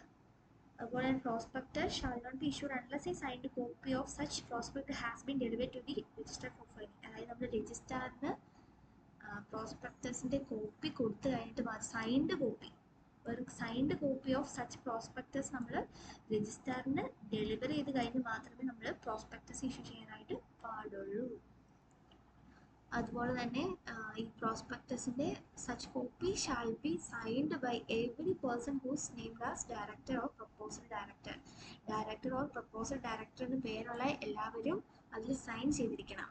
ഇൻ കേസ് ഓഫ് ഡയറക്ടർ ഇല്ലെങ്കിൽ ആരെയാണോ റെപ്രസെൻറ്റേറ്റീവ് കപ്പാസിറ്റിയിൽ ഓതറൈസ് ചെയ്തിട്ടുള്ള ഡ്യൂലി ഓതറൈസ്ഡ് അറ്റോർണി ആയിരിക്കണം അത് സൈൻ ചെയ്യേണ്ടത്. ഒരു എക്സാമ്പിൾ ഉണ്ട്, അതായത് ഒരു സരിക എന്ന് പറയുന്ന മിസ് സരിക ഒരു കമ്പനിയുടെ എക്സിക്യൂട്ടീവ് ഡയറക്ടർ ആയിരുന്നു ഡയറക്ടറായിരുന്നു. പുള്ളിക്കാരത്തേക്ക് ഒരു മീറ്റിന് പോകേണ്ടി വന്നുകൊണ്ട് നമ്മുടെ ഇന്ത്യയിൽ നിന്ന് പോയി. അപ്പം സൈൻ ചെയ്യാനായിട്ട് ആരെയാ മിസ് അരികയാണെങ്കിൽ ഒരാളെ ഏൽപ്പിച്ചായിരുന്നു. ഓതറൈസ്ഡ് ഇൻ റൈറ്റിംഗ് മിസ്റ്റർ ഗൗതമിനെ ഏൽപ്പിച്ചു. സോ മിസ്റ്റർ ഗൗതം അത് റെപ്രസെൻറ്റേറ്റീവ് കപ്പാസിറ്റിയിൽ ഡ്യൂലി ഓതറൈസ്ഡ് അറ്റോർണി ആയിട്ട് അതിൽ സൈൻ ചെയ്യാനായിട്ട് പറ്റും. അത് ചെറിയൊരു എക്സാമ്പിളാണ്. പിന്നെ നമ്മളിവിടെ ഒരു സ്റ്റേറ്റ്മെൻറ്റ് വെക്കുന്ന കാര്യം പറഞ്ഞില്ലേ, ആ സ്റ്റേറ്റ്മെൻറ്റിൽ ഇൻക്ലൂഡ് ചെയ്യരുത്. അതായത് ഒരു എക്സ്പേർട്ട്, ഈ എക്സ്പേർട്ട് എന്ന് പറഞ്ഞിട്ടുണ്ടെങ്കിൽ ലൈക്ക് CA CS ഇവിടെ എക്സ്പേർട്ട് എന്ന് പറഞ്ഞിട്ടുണ്ടെങ്കിൽ engineer, valuer, chartered accountant, company secretary, CMA, advocate, അങ്ങനത്തെ ഉള്ളവരാണ് എക്സ്പേർട്ട്. അപ്പോൾ എക്സ്പേർട്ടിൻ്റെ സ്റ്റേറ്റ്മെൻറ്റ് നമ്മൾ വെക്കണം. പക്ഷേ ആ എക്സ്പേർട്ട് എന്ന് പറയുന്ന ആൾ നമ്മുടെ കമ്പനി അതിൻ്റെ ഫോർമേഷനോ പ്രൊമോഷനോ മാനേജ്മെൻറ്റിൽ ഇൻക്ലൂഡഡ് ആണെങ്കിൽ, അങ്ങനെ ഒരാൾ ഉണ്ടെങ്കിൽ, അതുപോലെ തന്നെ ആ expert not given written consent to issue prospect issue ചെയ്യരുത് എന്ന് ഒരു റിട്ടൺ കൺസെൻറ്റ് കൊടുത്തിട്ടുണ്ടെങ്കിൽ, and also if he has withdrawn the consent before the delivery of copy of the prospectus to the register of filing. ഇനി അയാൾ consent കൊടുത്തു, പക്ഷേ രജിസ്ട്രാർക്ക് കൊടുക്കുന്നതിന് മുമ്പ് തന്നെ അയാളുടെ കൺസെൻറ്റ് വിത്ഡ്രോ ചെയ്തു എങ്കിൽ ഇങ്ങനെയുള്ളവരുടെ സ്റ്റേറ്റ്മെൻറ്റ് അതിൽ വെക്കരുത്. കാരണം എന്താണ്, ഇയാൾ ഓൾറെഡി പുള്ളി റിട്ടൺ കൺസെൻറ്റ് കൊടുത്താണ് എൻ്റെ ഇത് വെക്കരുതെന്നും പറഞ്ഞു. അതുപോലെ തന്നെ ഇയാൾ കമ്പനിയുടെ ഫോർമേഷനിൽ ഇൻക്ലൂഡഡ് ആയിരുന്നു, കമ്പനിയുടെ എംപ്ലോയീസ് ആണ്, എംപ്ലോയി ഓർ കമ്പനിയായിട്ട് റിലേറ്റ് ചെയ്തിട്ടുള്ള ഒരാളാണ് എക്സ്പേർട്ട് എങ്കിൽ, അല്ലെങ്കിൽ പുള്ളി റിട്ടൺ കൺസെൻറ്റ് കൊടുക്കരുതെന്ന് പറഞ്ഞിട്ടുണ്ട്, or he withdraw his written consent before the delivery of copy to the ROC കൊടുക്കുന്നതിന് മുന്നേ തന്നെ പുള്ളി വിത്ഡ്രോ ചെയ്തിട്ടുണ്ടെങ്കിൽ, ഈ 3 കാര്യങ്ങൾ അടങ്ങിയ കാര്യങ്ങൾ എക്സ്പേർട്ടിൻ്റെ സ്റ്റേറ്റ്മെൻറ്റിൽ വെക്കരുത്. കാരണം എന്തെങ്കിലും ഒരു ഡിഫോൾട്ട്, ഫ്രോഡ് ഹാപ്പൻ ആയിട്ടുണ്ടെങ്കിൽ എക്സ്പേർട്ട് കുടുങ്ങാൻ ചാൻസ് ഉണ്ട്. സോ ഇങ്ങനത്തെ ഒരാൾ റിട്ടൺ കൺസെൻറ്റ് കൊടുത്തിട്ടും സ്റ്റേറ്റ്മെൻറ്റ് വെച്ചിട്ടുണ്ടെങ്കിൽ, in case of any problem arise ചെയ്തിട്ടുണ്ടെങ്കിൽ നമ്മുടെ എക്സ്പേർട്ടിന് ഒരു പ്രശ്നവും വരത്തില്ല. So shall not include a statement, അതായത് ഈ സ്റ്റേറ്റ്മെൻറ്റ് വെക്കരുത്. ഇങ്ങനെയുള്ളവരുടെ സ്റ്റേറ്റ്മെൻറ്റ് ആണെങ്കിൽ നമ്മൾ സ്റ്റേറ്റ്മെൻറ്റിനുള്ളതായിട്ട് നമ്മൾ കൂട്ടില്ല. ഈ 3 പെട്ട ആരുടെയും സ്റ്റേറ്റ്മെൻറ്റ് നമ്മൾ വെക്കാനായിട്ട് പാടില്ല പ്രോസ്പെക്ടസിൻ്റെ കൂടെ. പിന്നെ പറയുന്നത് എന്താണ്, validity of prospectus four issue. A prospectus is considered to be valid for issue only 90 days, has not been lapsed from the date on which copy delivered to the ROC. അതായത് നമ്മൾ രജിസ്റ്റർക്ക് നമ്മൾ കോപ്പി ഫയൽ ചെയ്യണമെന്ന് പറഞ്ഞില്ലേ, ആ രജിസ്റ്ററിന് file ചെയ്തിട്ട് 90 ദിവസത്തിനുള്ളിൽ നമ്മൾ issue നടത്തണം. ആഫ്റ്റർ 90 ഡേയ്സ് ആണെങ്കിൽ അത് എക്സ്പയർ ആവും, നമുക്ക് ഇഷ്യൂ ചെയ്യാൻ പറ്റത്തില്ല. അപ്പം ROCക്ക് നമ്മൾ ഫയൽ ചെയ്തിട്ട് വിത്തിൻ 9 ഡേയ്സിനുള്ളിൽ, ROCയുടെ അവിടുന്ന് വിത്തിൻ 9 ഡേയ്സിനുള്ളിൽ നമ്മൾ ഇഷ്യൂ ചെയ്യാനായിട്ട് പറ്റും, ഇല്ലെങ്കിൽ അത് ലാപ്സ് ആയി പോകും. സോ വാലിഡിറ്റിയാണ് ആ പ്രോസ്പെക്ടസിൻ്റെ വാലിഡിറ്റി, അതിൻ്റെ ഉള്ളിൽ നമ്മൾ പബ്ലിക്കിന് ഇഷ്യൂ ചെയ്യണം. അതാണ് അതിൻ്റെ വാലിഡിറ്റി പീരീഡ് എന്ന് പറയുന്നത്. Prospectus is considered to be valid for issue only if 90 days has not been lapsed from the date on which copy delivered to the ROC. ഇനി ഇതിൽ എന്തെങ്കിലും കാര്യത്തിൽ മറ്റേ 90 ഡേയ്സിൻ്റെ കാര്യത്തിൽ എന്തെങ്കിലും ഒരു ഈ പ്രോസ്പെക്ടസിൻ്റെ കാര്യത്തിൽ എന്തെങ്കിലും കോൺട്രാവെൻഷൻ നടത്തിയിട്ടുണ്ടെങ്കിൽ പെനാൽറ്റി ഉണ്ട്. പെനാൽറ്റി സബ്സെക്ഷൻ 9 പറയുന്നുണ്ട്, the company and every person who is knowingly a party to issue such prospect punishable with a fine 50,000 to 3 lakh. അതായത് minimum fine of 50,000 to maximum fine of 3 lakh വരെ ആയിരിക്കും അതിൻ്റെ penalty, എന്തെങ്കിലും contravention case of പ്രോസ്പെക്ടസിൻ്റെ കേസിൽ നടത്തിയിട്ടുണ്ടെങ്കിൽ. ഇവിടെ കൊടുത്തിട്ടുണ്ട് എന്തെങ്കിലും കാര്യത്തിൽ അത് വാലിഡിറ്റി എക്സ്പയർ ആയിട്ടുണ്ടെങ്കിൽ നമ്മൾ ഒരു ഫ്രഷ് കോപ്പി ഓഫ് പ്രോസ്പെക്ടസ് രജിസ്ട്രാറിന് അണ്ടർ സെക്ഷൻ 26(4) പറയുന്ന പ്രകാരം ചെയ്യണം, പെനാൽറ്റീസ് ഒഴിവാക്കാൻ വേണ്ടിയിട്ടില്ലെങ്കിൽ നമുക്ക് ഈ പെനാൽറ്റീസ് ഒക്കെ വരും അല്ലേ. നെക്സ്റ്റ് സെക്ഷൻ ആണ് section 27, variation in terms of contract or objective stated in prospectus. അതായത് നമ്മുടെ പ്രോസ്പെക്ടസിൽ നമ്മൾ ഒരു ഒബ്ജക്റ്റീവ് കാണുമല്ലോ, നമ്മൾ പബ്ലിക്കിൽ നിന്ന് ഫണ്ട് റേസ് ചെയ്യുന്നത് ഇന്ന കാര്യത്തിനാണ് നമ്മൾ മെൻഷൻ ചെയ്തിരിക്കും. അപ്പം നമ്മുടെ ആ കാര്യം അല്ലാതെ വേറെ എന്തെങ്കിലും കാര്യം നമ്മൾ ചെയ്യണമെങ്കിൽ, നമ്മുടെ ഒബ്ജക്റ്റീവ്സ് ഡിഫറെൻ്റ് ആയിട്ട് നമ്മൾ ചെയ്യണമെങ്കിൽ ചില കാര്യങ്ങൾ നമ്മൾ ചെയ്യേണ്ടതായിട്ടുണ്ട്. ലൈക്ക് അതോറിറ്റിയുടെ അപ്രൂവലും ഒക്കെ വേണം അങ്ങനെ ചെയ്യണമെങ്കിൽ. കാരണം എന്താണ്, നമ്മൾ ആ പബ്ലിക്കിൽ നിന്ന് വാങ്ങിയത് ഇന്ന ഒരു കാര്യം വാങ്ങാനാണെന്ന് പറഞ്ഞ് നമ്മൾ കാശ് വാങ്ങിയിട്ട് വേറെ കാര്യങ്ങളിൽ കൊണ്ടുപോയി നമുക്ക് എന്തെങ്കിലും കാര്യം ചെയ്യാൻ പറ്റുമോ? ഇല്ല, ഒരിക്കലില്ല. നമ്മൾ എന്താണോ പർപ്പസിന് വാങ്ങിയത് ആ പർപ്പസ് നമ്മൾ ചെയ്തിരിക്കണം. സോ ഇനി അങ്ങനത്തെ എന്തെങ്കിലും കേസിൽ നമ്മുടെ കമ്പനിയുടെ ഒബ്ജക്റ്റീവ് മാറ്റണമെങ്കിൽ നമുക്ക് ജനറൽ മീറ്റിങ്ങിൽ സ്പെഷ്യൽ റെസൊല്യൂഷൻ പാസ്സാക്കിക്കൊണ്ട് നമുക്ക് വേണമെങ്കിൽ നമ്മുടെ ആ ഒബ്ജക്റ്റീവ് മാറ്റാൻ പറ്റും. വേരിയേഷൻ വരിക നമ്മുടെ ഒബ്ജക്റ്റീവ്സിൽ മാറ്റാൻ പറ്റും. സോ അങ്ങനെ മാറ്റണമെങ്കിൽ സ്പെഷ്യൽ റെസൊല്യൂഷൻ വേണം, ജനറൽ മീറ്റിംഗ് പാസ്സാക്കണം. അതുപോലെ തന്നെ നോട്ടീസ് കൊടുക്കണം. And also published in news പേപ്പറിൽ നമ്മൾ ആ കാര്യം പബ്ലിഷ് ചെയ്യണം. അതായത് ഒന്ന് ഇംഗ്ലീഷ് ലാംഗ്വേജിലും ഒന്ന് വെർണാക്കുലർ ലാംഗ്വേജ്. വെർണാക്കുലർ ലാംഗ്വേജ് എന്ന് പറഞ്ഞിട്ടുണ്ടെങ്കിൽ നമ്മുടെ രജിസ്റ്റേർഡ് ഓഫീസ് സ്ഥിതി ചെയ്യുന്ന എവിടെയാണോ അവിടുത്തെ local language. Vernacular language and in English language നമ്മളത് ന്യൂസ് പേപ്പർ പബ്ലിഷ് ചെയ്യണം. ആൻഡ് ഓൾസോ അതിൽ ഇൻഡിക്കേറ്റ് ചെയ്യണം, അതായത് ഇങ്ങനെ ഒരു വേരിയേഷൻ നടത്തുന്നതിൻ്റെ കാര്യം ജസ്റ്റിഫിക്കേഷൻ ഓൾസോ ഇൻഡിക്കേറ്റ് ചെയ്യണം. പിന്നെ പറയുന്നത് നമ്മൾ പബ്ലിക്കിൽ നിന്ന് നമ്മൾ പ്രോസ്പെക്ടസ് ഇഷ്യൂ ചെയ്ത് വാങ്ങിയ ഫണ്ട് ഒരിക്കലും നമ്മൾ വേറെ ഒരു കമ്പനിയുടെ, വേറൊരു ലിസ്റ്റഡ് കമ്പനിയുടെ ഇക്വിറ്റി ഷെയർസ് ബൈ ചെയ്യാനോ ട്രേഡ് ചെയ്യാനോ നമ്മൾ പാടില്ല.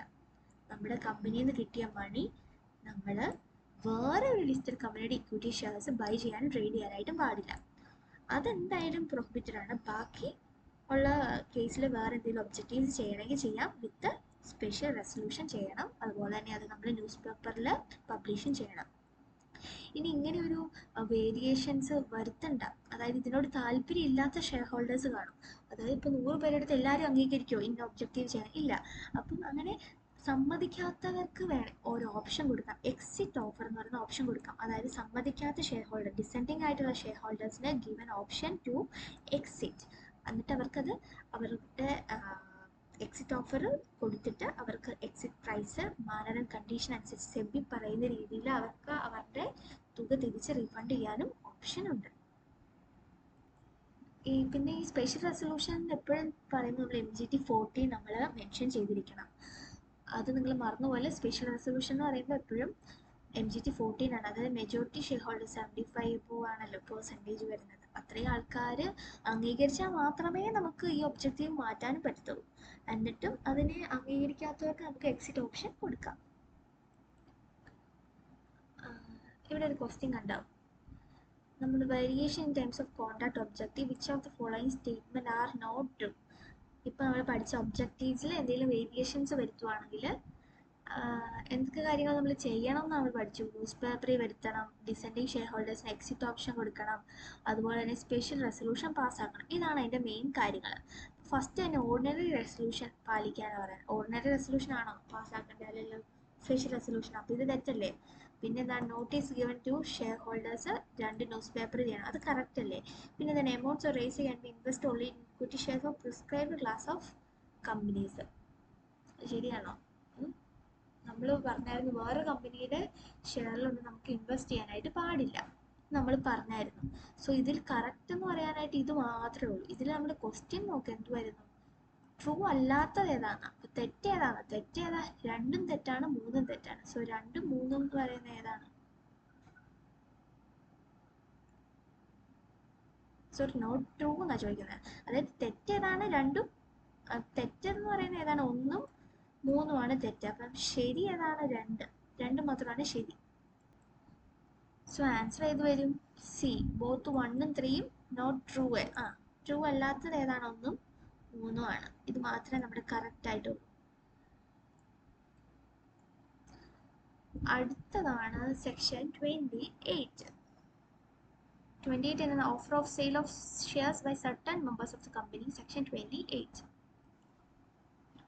ഈ 28 സെക്ഷൻ പ്രകാരം പറയുന്നത് എന്താണെന്ന് വെച്ചാൽ, കമ്പനിയുടെ മെമ്പേഴ്സിന് അവർക്ക് ഉള്ള ഷെയറിൽ നിന്ന് കുറച്ച്, ഹോൾ ഓർ പാർട്ട് കുറച്ച് ഷെയർ നമുക്ക് വേണേൽ പബ്ലിക്കിൽ നിന്ന് കൊടുക്കാം. അതായത് കൺസൾട്ടേഷൻ വിത്ത് ബോർഡ്, അതായത് ബോർഡ് ഓഫ് ഡയറക്ടേഴ്സിൻ്റെ ഒക്കെ കൺസൾട്ടേഷനോട് കൂടി കമ്പനിയിലെ മെമ്പേഴ്സിന് ഓൾറെഡി കുറച്ച് ഷെയർസ് കാണുമല്ലോ, അത് വേണമെങ്കിൽ പബ്ലിക്കിന് വേണമെങ്കിൽ ഇഷ്യൂ ചെയ്യാൻ പറ്റും. പബ്ലിക്കിന് ഒന്നുകിൽ മൊത്തത്തിൽ കൊടുക്കാൻ പറ്റുമെങ്കിൽ കുറച്ച് വീതം പബ്ലിക്കിന് കൊടുക്കാൻ പറ്റും. അത് ഈ കമ്പനി വഴിയാണ് പുറത്ത് കൊടുക്കുന്നത്. അപ്പം വാങ്ങുന്ന ആൾക്കാർക്ക് മനസ്സിലാകും ഇത് ഡയറക്റ്റ് കമ്പനിയിൽ നിന്നല്ല, കമ്പനിയുടെ മെമ്പേഴ്സിൽ നിന്നാണെന്ന് ഉള്ള കാര്യം മനസ്സിലാക്കാൻ പറ്റും. അപ്പോൾ ഇതിനു വേണ്ടി ഇഷ്യൂ ചെയ്യുന്ന ആ പ്രോസ്പെക്റ്റ് ഓൾസോ നമ്മൾ ഡീംഡ് പ്രോസ്പെക്ടസ് ആയിട്ട് തന്നെയാണ് നമ്മൾ അസ്യൂം ചെയ്യേണ്ടത്. കാരണം എന്താണ്, മെമ്പേഴ്സിൽ നിന്നാണെങ്കിൽ അത് കമ്പനിയുടെ ഷെയർസ് ആണ്, പക്ഷെ മെമ്പേഴ്സിൽ നിന്നാണ് അത് പബ്ലിക്കിന് പോകുന്നത് എന്നേ ഉള്ളൂ. അപ്പോൾ ഇങ്ങനെ ഒരു കാര്യം ചെയ്യുമ്പം കമ്പനിക്ക് ചിലവാകും. കാരണം കമ്പനിയുടെ മെമ്പേഴ്സിൻ്റെ ഷെയർസാണ് പുറത്ത് പോകുന്നത്. അപ്പം കമ്പനിക്ക് ഉണ്ടാകുന്ന ആ ചിലവെല്ലാം റീഇംബേഴ്സ് ചെയ്ത് ആ ആൾ ആരാണോ അത് ഓഫർ ചെയ്യുന്ന ആൾ തിരിച്ച് അത് റീഇംബേഴ്സ് ചെയ്ത് കമ്പനിക്ക് കൊടുക്കണം. അതാണ് ഈ offer of sale of shares by certain members of company to public എന്ന് പറയുന്നത്. പിന്നെ ഈ offer of sale by certain members ചെയ്യുവാണെങ്കിൽ ചില കാര്യങ്ങൾ അവർക്ക് എക്സംഷൻ ഉണ്ട്. അതായത് നമുക്കറിയാം, കമ്പനി ഡയറക്റ്റ്ലി പബ്ലിക്കിന് കൊടുക്കുകയാണെങ്കിൽ ഇത്ര മിനിമം സബ്സ്ക്രിപ്ഷൻ വേണം, ഇത്ര മിനിമം ആപ്ലിക്കേഷൻ വാല്യൂ വേണം, ഇതെല്ലാം നമ്മൾ പ്രോസ്പെക്ടസിൽ ഇൻക്ലൂഡ് ചെയ്യണമെന്ന് നമ്മൾ പറഞ്ഞിട്ടുണ്ട്.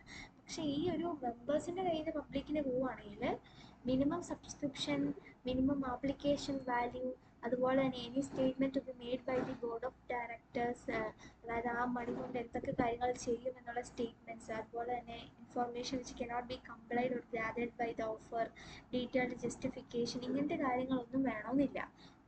കാരണം എന്താണ്, അങ്ങനത്തെ കാര്യങ്ങൾക്ക് എക്സംഷൻ കൊടുത്തിട്ടുണ്ട് ഇങ്ങനെ ഓഫർ ചെയ്യുമ്പോൾ. ഇവിടെ ചെറിയ എക്സാമ്പിൾ ഉണ്ട്. ഒരു കമ്പനി സം ഓഫ് മെമ്പേഴ്സ് അവരുടെ ഹോൾഡിങ്സ് പബ്ലിക്കിന് കൊടുക്കാനായിട്ട് തീരുമാനിച്ചു, consultation with directors. So company അവർക്ക് വേണ്ടിയിട്ട് എല്ലാ കാര്യങ്ങളും ചെയ്ത് പബ്ലിക്കിന് കൊടുത്തു. ഇങ്ങനെ കമ്പനി ചെയ്തപ്പോൾ കമ്പനിക്ക് ഒരു 3.2 lakhs ഓഫ് റുപ്പീസിൻ്റെ എക്സ്പെൻസസ് ഉണ്ടായി. ഈ എക്സ്പെൻസ് കമ്പനിക്ക് അവരിൽ നിന്ന്, ആ മെമ്പറിൽ നിന്ന് തിരിച്ച് റിക്കവർ ചെയ്യാനായിട്ട് പറ്റുമോ എന്നാണ് ക്വസ്റ്റ്യൻ. അപ്പോൾ ഓപ്ഷൻ എന്താണ്? യെസ്, പറ്റും. കാരണം എന്താണ്, മെമ്പർ ഹു ഓഫർ അവരുടെ പാർട്ട് ഓഫ് സെക്യൂരിറ്റീസ് പബ്ലിക്കിന് കൊടുക്കുകയാണെങ്കിൽ കമ്പനിക്ക് അതിനുള്ള എല്ലാ ആക്ഷൻസിനുള്ള റൈറ്റ് ഉണ്ട്. അതുപോലെ തന്നെ അവരിൽ നിന്ന് റീഇംബേഴ്സ് ചെയ്യാനുള്ള റൈറ്റ് ഉണ്ട്. അതാണ് ഈ ക്വസ്റ്റ്യനിൽ പറയുന്നത്. ഇനി അടുത്തത് സെക്ഷൻ 29 പറയുന്നത് public offer of securities to be dematerialised form. അത് ഇത്ര ഓർത്താൽ മതി. Every company making public offer and such classes of companies as prescribe issue their securities only through dematerialised form. അതായത് ഇവർ ഇഷ്യൂ ചെയ്യുന്ന എല്ലാ കാര്യങ്ങളും ഡിമാറ്റ് ഫോമിലായിരിക്കണം. അതായത് ഇപ്പോൾ എല്ലാം ഡിജിറ്റലൈസ് ആയിട്ടുണ്ട്. സോ ഫിസിക്കൽ ഫോമിൽ മാറിയെല്ലാം ഡിമാറ്റീരിയലൈസ്ഡ് ഫോം, ഇലക്ട്രോണിക് ഫോമിലായിരിക്കണം ഇതെല്ലാം നമ്മൾ പബ്ലിക് കമ്പനി ഇഷ്യൂ ചെയ്യേണ്ടത്. അതാണ് ഈ സെക്ഷനിൽ പറയുന്നത്.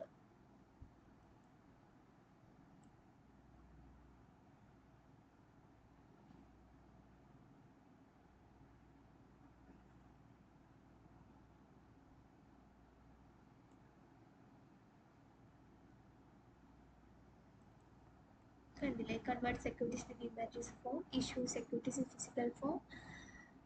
അത് നമ്മൾ ഇഷ്യൂ ചെയ്യുന്നതെല്ലാം ഡിമാറ്റീരിയലൈസ്ഡ് ഫോമിലാകുന്നത്. അത് സെക്ഷൻ പറയുന്നത് സെക്ഷൻ 29 ഇനി അടുത്ത സെക്ഷനാണ് സെക്ഷൻ 30, അഡ്വർടൈസ്മെന്റ് ഇൻ പ്രോസ്പെക്ടസ്.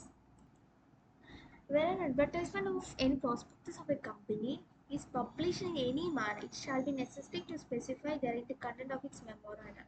അതായത് അവരുടെ മെമ്മോറാണ്ടം കണ്ടൻസ് ഒക്കെ സ്പെസിഫൈ ചെയ്തിരിക്കണം അതിൽ. അതായത് ഒബ്ജക്റ്റീവ്സ്, മെമ്പേഴ്സിൻ്റെ ലയബിലിറ്റി എത്രയാണ്, ഷെയർ ക്യാപിറ്റലിൻ്റെ എമൗണ്ട് എത്രയാണ്, നെയിംസ് ഓഫ് സിഗ്നറ്ററീസ്, അതുപോലെ തന്നെ number of share subscribe by the signatories and capital structure of the company, ഇതെല്ലാം അഡ്വർടൈസ്മെൻറ്റിൽ ഉൾപ്പെടുത്തണം. അതാണ് സെക്ഷൻ 30 പറയുന്നത്.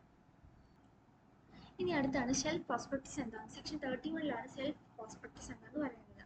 ഈ ഷെൽഫ് പ്രോസ്പെക്ടസ് എന്ന് പറഞ്ഞിട്ടുണ്ടെങ്കിൽ one or more issue over a certain period. അതായത് എത്ര ഓർത്താൽ മതി, നമ്മൾ ഒരു ഇഷ്യൂ നടത്തുമ്പോൾ നമുക്ക് ഒരു പ്രോസ്പെക്ടസ് വേണം ഓരോ ഇഷ്യൂവിന്. അപ്പോൾ ഒരു വർഷം തന്നെ നമുക്ക് പല ഇഷ്യൂസ് നടത്തണം എന്നുണ്ടെങ്കിൽ നമ്മൾ വീണ്ടും നമുക്ക് പ്രോസ്പെക്ടസ് ഇഷ്യൂ ചെയ്യാൻ പറ്റില്ല. അപ്പം ഷെൽഫ് പ്രോസ്പെക്ടസ് എന്ന് പറഞ്ഞിട്ട് ഒരു 1 year ആണ് അതിൻ്റെ വാലിഡിറ്റി എന്ന് പറയുന്നത് 1 year ആണ്. സോ ആ 1 yearനുള്ളിൽ നമുക്ക് വൺ ഓർ മോർ ഇഷ്യൂസ് നടത്തണമെങ്കിൽ IPAക്ക് പോകുമ്പോൾ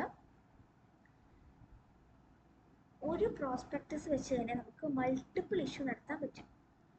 ഒരു ഇയറിൽ ഒരു വർഷം തന്നെ നമുക്ക് പല പല ഇഷ്യൂസ് നടത്തണമെങ്കിൽ നമ്മൾ ഈ ഷെൽഫ് പ്രോസ്പെക്ടസ് വെച്ചുകൊണ്ട് നമുക്ക് ചെയ്യാൻ പറ്റും. ഇല്ലെങ്കിൽ നമ്മൾ എപ്പോഴും ഓരോ പ്രോസ്പെക്ടസ് ഇഷ്യൂ ചെയ്യേണ്ടതായിട്ട് വരും. അപ്പോൾ ഇന്ന് നമ്മൾ ഈ ഒരു വർഷം ഇന്ന് ഈ 2025 to 26 ഉള്ളിലാണെങ്കിൽ നമ്മൾ ഇപ്പോൾ ഒരു ഷെൽഫ് പ്രോസ്പെക്ടസ് വെക്കുവാണെങ്കിൽ നമുക്ക് ഈ 1 ഇയറിനുള്ളിൽ 1-2 ഇഷ്യൂ നടത്തണമെങ്കിൽ നമുക്ക് ഈ ഷെൽഫ് പ്രോസ്പെക്ടസ് വെച്ച് തന്നെ നമുക്ക് ചെയ്യാനായിട്ട് പറ്റും. ഇനി അപ്പോൾ നമ്മൾ അങ്ങനെ നമുക്ക് ചെയ്യാൻ പറ്റും. ഇനി കേസ് വേറൊരു കാര്യം പറയുന്നത് എന്താണെന്ന് വെച്ചാൽ, ഓരോ തവണ ഇഷ്യൂ ചെയ്യുമ്പോഴും കുറച്ച് ചേഞ്ചസ് ഒക്കെ വരുമല്ലോ. അപ്പം അങ്ങനെ എന്തെങ്കിലും ഒരു അപ്ഡേഷൻ വരുത്തണമെങ്കിൽ നമ്മൾ അതിൻ്റെ കൂടെ ഒരു ഇൻഫർമേഷൻ മെമ്മോറാണ്ടം കൂടി ആഡ് ചെയ്യണം. പുതിയ ഇഷ്യൂ വരുമ്പോൾ നമുക്ക് ഈ ഷെൽഫ് പ്രോസ്പെക്ടസ് മതി 1 ഇയർ കൊണ്ട്. പക്ഷേ ഓരോ പ്രാവശ്യം എന്തെങ്കിലും ചേഞ്ചസ് വരില്ല. അപ്പം ആ മാറ്റം നമ്മൾ ഇൻക്ലൂഡ് ചെയ്യാൻ വേണ്ടിയിട്ട് എന്തൊക്കെയാണ് ചേഞ്ചസ് എന്നുള്ളത് നമ്മൾ ഇൻഫർമേഷൻ മെമ്മോറാണ്ടം കൂടി ആ ഷെൽഫ് പ്രോസ്പെക്ടസിൻ്റെ കൂടെ വെക്കണം. ആ ഇൻഫർമേഷൻ മെമ്മോറാണ്ടത്തിൽ എന്തൊക്കെ കാര്യങ്ങൾ വേണം? All material fact relating to new charges created, എന്തെങ്കിലും പുതിയ ചാർജ് ക്രിയേറ്റ് ചെയ്തിട്ടുണ്ടെങ്കിൽ ആ കാര്യം, changes in financial position of the company, അതായത് നമ്മൾ ഫസ്റ്റ് ഓഫർ നടന്നിട്ട് നമ്മൾ ആദ്യം ചെയ്തു അത് കഴിഞ്ഞ് ഇപ്പോൾ ചെയ്യാൻ പോകുന്നത് തമ്മിൽ ഇടയിൽ എന്തെങ്കിലും കാര്യങ്ങൾ നടന്നിട്ടുണ്ടെങ്കിൽ അത് നമ്മൾ മെൻഷൻ ചെയ്യണം. കാരണം പുതുതായിട്ട് ഇനി ഇൻവെസ്റ്റ് ചെയ്യുന്നവർക്ക് ചേഞ്ചസ് അറിയണമെങ്കിൽ പഴയ ഷെൽഫ് പ്രോസ്പെക്ടസ് തന്നെയല്ലേ ഇത്.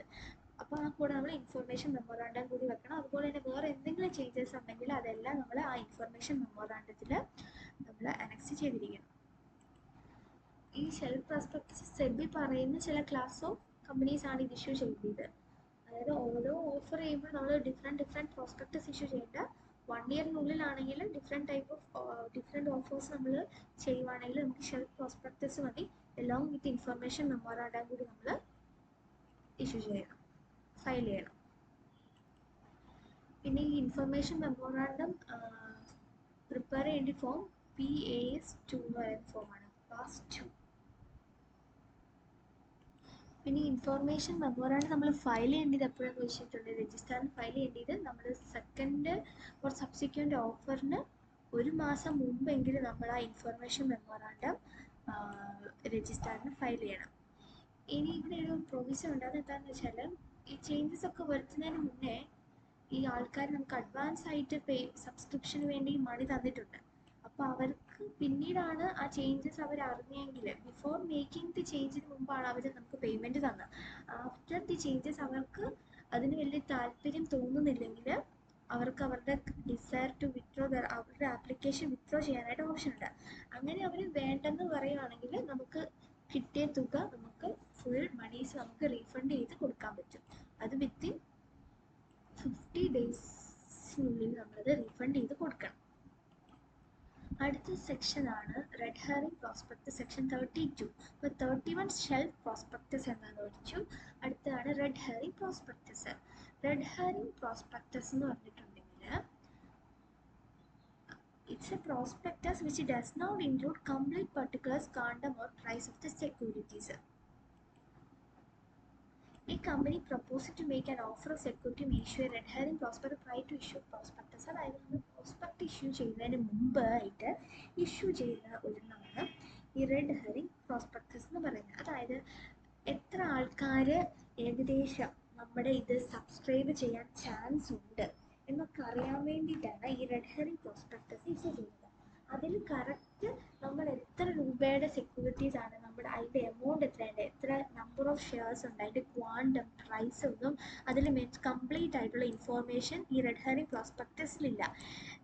ജസ്റ്റ് നമ്മുടെ ആ മാർക്കറ്റ് കണ്ടീഷൻ അറിയാനും എത്ര ആൾക്കാർ സബ്സ്ക്രൈബ് ചെയ്യും എന്നൊക്കെ ഒന്ന് ജസ്റ്റ് നമുക്ക് അറിയാൻ വേണ്ടിയിട്ട് നമ്മൾ ഇഷ്യൂ ചെയ്ത ഒരു പ്രോസ്പെക്ടസ് ആണ് റെഡ് ഹെറിംഗ് പ്രോസ്പെക്ടസ്. അതിൽ കറക്റ്റ് പ്രൈസും correct number of quantum and price ഇല്ല.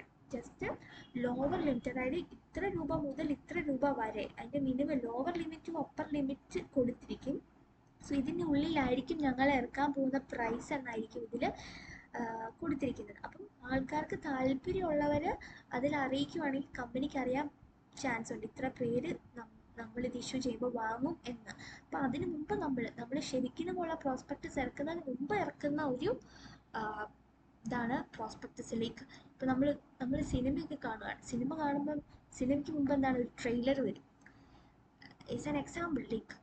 അപ്പം ലൈക്ക് ഒരു ട്രെയിലർ വരുവാണെങ്കിൽ നമ്മൾ എന്ത് പറയും, ജസ്റ്റ് നമുക്കൊരു കാര്യങ്ങൾ കണക്ട് ചെയ്യാൻ പറ്റും, ഇങ്ങനെയൊക്കെയാണ് ഏകദേശം കഥ എന്ന് പറയാൻ പറ്റും. അതുപോലെയാണ് ഈ റെഡ് ഹെറിംഗ് പ്രോസ്പെക്ടസ്. ശരിക്കും പ്രോസ്പെക്ടസിന് മുമ്പായിട്ട് ഇറക്കുന്ന ഒരു പ്രോസ്പെക്ടസ്. അപ്പോൾ അതിൽ എല്ലാ കാര്യമൊന്നും ഇല്ല, ജസ്റ്റ് അതിൻ്റെ ലോവർ ലിമിറ്റും അപ്പർ ലിമിറ്റ് വരും. ഈ റെഡ് ഹെറിംഗ് പ്രോസ്പെക്ടസിനെ ഓൾസോ ബുക്ക് ബിൽഡിംഗ് എന്ന് പറയും. ബുക്ക് ബിൽഡിംഗ് പ്രോസ്പെക്ടസ് എന്ന് ഓൾസോ ഇതിനെ പറയും. അതുപോലെ തന്നെ എന്താണ്, company proposing to issue red herring prospectus shall file it with the registrar at least 3 days prior to the opening of the subscription ലിസ്റ്റിന് മുമ്പ് 3 ദിവസം മുമ്പ് നമ്മൾ ഈ റെഡ് ഹെറിംഗ് പ്രോസ്പെക്ടസ് നമ്മൾ രജിസ്ട്രാറിന് ഫയൽ ചെയ്യും. ബുക്ക് ബിൽഡിംഗ് എന്ന് ആക്ച്വലി പറയും ഈ നമ്മുടെ റെഡ് ഹെറിംഗ് പ്രോസ്പെക്ടസിനെ. Also it's actually is a price discovery method. This method company does not fix a particular price. അതായത് ഷെയറിൻ്റെ പർട്ടിക്കുലർ പ്രൈസ് പറയില്ല, ജസ്റ്റ് ഒരു പ്രൈസ് റേഞ്ച് പറയും. ഇന്ന ലിമിറ്റ് തൊട്ട് ഇന്ന ലിമിറ്റ് വരെ ആയിരിക്കും എന്ന് പറയും. സോ കാരണം എന്താണെന്ന് വെച്ച് കഴിഞ്ഞാൽ ഈ പ്രോസ്പെക്ടസ് നമ്മൾ ഇഷ്യൂ ചെയ്യുന്നത് എന്താ, ഇത്ര ആൾക്കാരെങ്കിലും വാങ്ങണം, മിനിമം സബ്സ്ക്രിപ്ഷൻ വാങ്ങണം ഒരു കമ്പനി ഇഷ്യൂ ചെയ്യുവാണെങ്കിൽ. അപ്പോൾ നമ്മൾ ജസ്റ്റ് ഈ റെഡ് ഹെറിംഗ് പ്രോസ്പെക്ട് ഇഷ്യൂ ചെയ്യുമ്പോൾ നമുക്ക് മനസ്സിലാക്കാൻ സാധിക്കും കമ്പനിക്ക് ഇത്ര ആൾക്കാരെങ്കിലും വാങ്ങും, അപ്പം മിനിമം സബ്സ്ക്രിപ്ഷനെങ്കിലും എത്തുമോ ഇല്ലയോ എന്ന് അറിയാൻ പറ്റും. അപ്പം മിനിമം സബ്സ്ക്രിപ്ഷൻ എത്തുന്നില്ല എന്ന് കാണുവാണെങ്കിൽ അവർക്ക് അണ്ടർ റൈറ്റേഴ്സിനെ കൊണ്ട് ആ ഷെയർ വാങ്ങിപ്പിക്കാൻ പറ്റും. കാരണം നമ്മൾ ഇഷ്യൂ ചെയ്യുന്ന ഷെയർ ഇത്രയെങ്കിലും ആൾക്കാരുടെ കയ്യിൽ വേണം, അതൊരു നിയമമാണ്. സോ ആ നിയമത്തിനനുസരിച്ച് ആൾക്കാർ അത്രയും പേരെങ്കിലും വാങ്ങുമോ എന്നറിയാൻ വേണ്ടിയിട്ടാണ് നമ്മൾ റെഡ് ഹെറിംഗ് പ്രോസ്പെക്ടസ് എടുത്ത് നമ്മളൊരു റേഞ്ച് എടുക്കും. ഇപ്പം നമ്മൾ പോൾ ഇടില്ല വാട്സാപ്പിലൊക്കെ, ഇത്ര പേര് നാളെ വരുമോ, ഒരു മീറ്റിംഗ് വെക്കുകയാണെങ്കിൽ നമ്മൾ പോൾ ഇടുമല്ലോ, ഇത്ര ആൾക്കാർ വരുമോ, നിങ്ങൾ ഇന്ന് പറയാമോ നാളെ വരുമോ എന്ന് ചോദിച്ചാൽ അപ്പം ഇത്ര പേര് വരുമോ, അതനുസരിച്ച് നമുക്ക് ഫുഡൊക്കെ അറേഞ്ച് ചെയ്യാനാണെന്ന് പറയില്ലേ. അതുപോലെ തന്നെ എത്ര പേരുണ്ടെന്ന് അറിയാൻ വേണ്ടിയിട്ട് നമ്മൾ റെഡ് ഹെറിംഗ് പ്രോസ്പെക്ടസ് ആയിരിക്കും.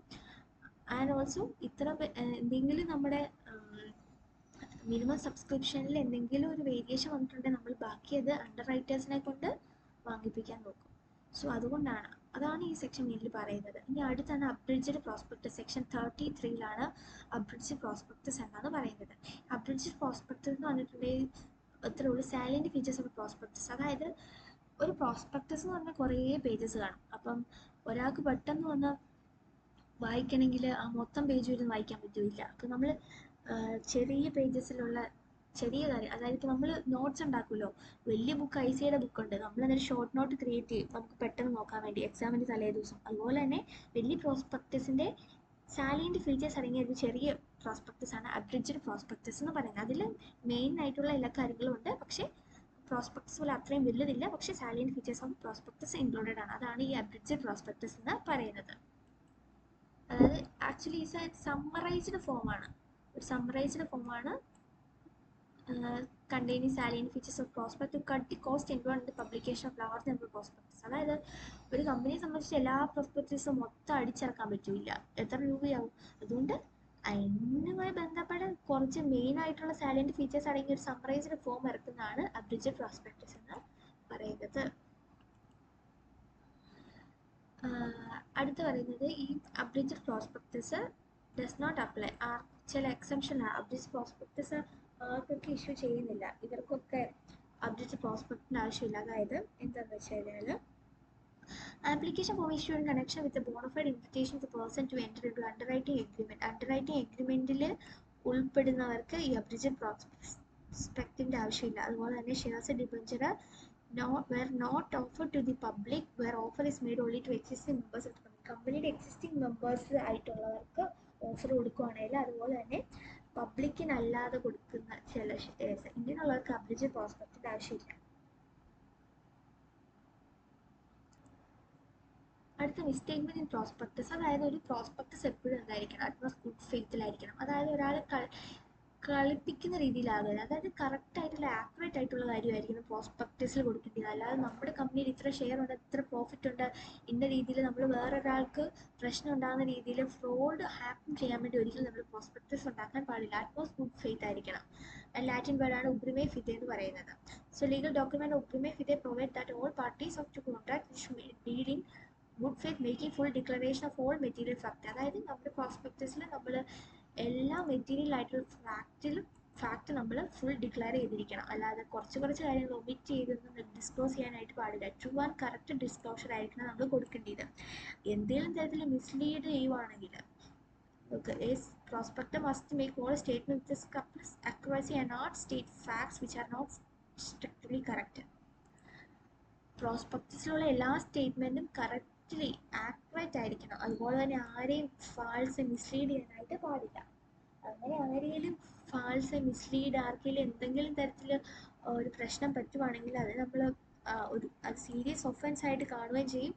അതിനെതിരെ ക്രിമിനൽ ലയബിലിറ്റി സെക്ഷൻ 34 അതുപോലെ തന്നെ അണ്ടർ സെക്ഷൻ 35 സിവിൽ ലയബിലിറ്റി അവർക്ക് ആപ്ലിക്കബിൾ ആകും. അപ്പോൾ പ്രോസ്പെക്ടസിൽ കാരണം എന്താ, പ്രോസ്പെക്ടസ് പറഞ്ഞാൽ പബ്ലിക് ചെയ്ത് കാശ് വാങ്ങാൻ വേണ്ടി നമ്മൾ ഇറക്കുന്നത്. അപ്പോൾ അതിൽ നിന്ന് എന്തെങ്കിലും ഒരു തെറ്റുണ്ടെങ്കിൽ അത്രയും ആൾക്കാരെ നമ്മൾ പറ്റിക്കുന്നതിന് തുല്യമാകും. സോ ഹെവി ആയിട്ടുള്ള പെനാൽറ്റി ഇമ്പോസ് ചെയ്യും. അതിനുവേണ്ടി സെപ്പറേറ്റ് ആയിട്ടുള്ള സെക്ഷൻസ് ഉണ്ട്. Section 34 criminal liability, section 35 civil liability, അതുപോലെ തന്നെ ഫ്രോഡ് 447 ഇതെല്ലാം ഇൻക്ലൂഡഡ് ആയിട്ട് വരും. നമ്മൾ പ്രോസ്പെക്റ്റിൽ എന്തെങ്കിലും മിസ്റ്റേറ്റ്മെൻറ്റ് ഉണ്ടായിട്ടുണ്ടെങ്കിൽ, അതായത് ഫാൾസ് ആയിട്ടുള്ള കാര്യങ്ങളുണ്ട്, റോങ് ഇംപ്രഷൻ ഉണ്ട്, അതായത് കറക്റ്റ് കാര്യം അല്ലാതെ തെറ്റായ കാര്യം അതിൽ എഴുതിയിട്ടുണ്ടെങ്കിൽ, കമ്മീഷൻ ഓർ ഒമീഷൻ എന്ന് പറഞ്ഞിട്ടുണ്ടെങ്കിൽ, അതായത് പറയേണ്ട കാര്യം പറയാതിരിക്കുകയും പറയേണ്ടാത്ത കാര്യം പറയുകയും ചെയ്യുക എന്നൊക്കെ പറയില്ലേ, ആ സംഭവമാണ്. അതായത് കറക്റ്റ് വേണ്ട കാര്യം പറയാതിരിക്കുക, ഇതെല്ലാം ഒരു മിസ്ലീഡാണ്, ഫ്രോഡാണ്.